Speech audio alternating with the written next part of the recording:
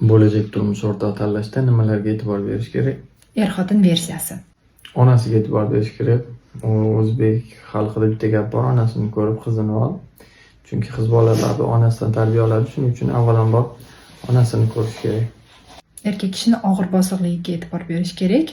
Ya'ni haqiqiy erkak hech qachon maydalashib, boshqalar bilan xotinlarga o'xshab urushib, maydalashib o'tirmaydi.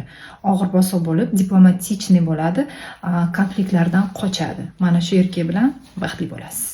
Ikkinchi o'rinda dunyoqarashga e'tibor berish kerak, chunki har bitta odam unik, juftlik bir-biriga, eng asosiysi dunyoqarash ham bir-biriga to'g'ri kelishi kerak. Keyingisi erkak kishining qo'l ochiqligi. Ziqna inson bilan hech qachon baxtli bo'lmaysiz. Erkak kishi qo'l ochiq bo'lishi kerak. Uchinchi o'rinda qiz bolani o'qimishligiga qarash kerak. O'qimishli deganda qaysidir universitetda o'qigan yoki qo'lida diplomi bor emas, o'qigan. Chunki har bitta bolaga baribir ona asnodan tarbiya beradi. Shuning uchun onalar o'qimishli bo'lsa, demak o'qimishli farzandlar yaxshi odamlar dunyoga kelishda davom etadi. Ты имеешь в виду farosatli? Farosatli, o'qimishli. Это про меня. Eshitishni biladigan va ayolini fikrini inobatga oladigan inson bo'lish kerak.